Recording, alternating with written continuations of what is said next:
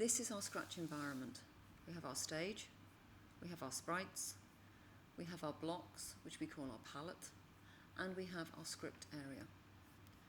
In this instance, we have a dog, which when the green flag is clicked, will move backwards and forwards, looking like it's animated because it's changing costume.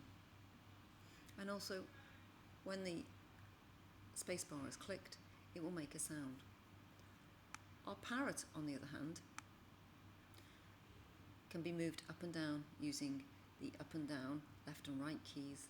It will also change its colour effect, and when the spacebar is clicked, it will bark, and the dog barks, it will ask it not to do so.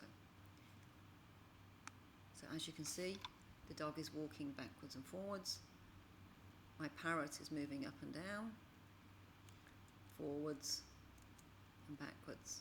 If I click the spacebar, thank you.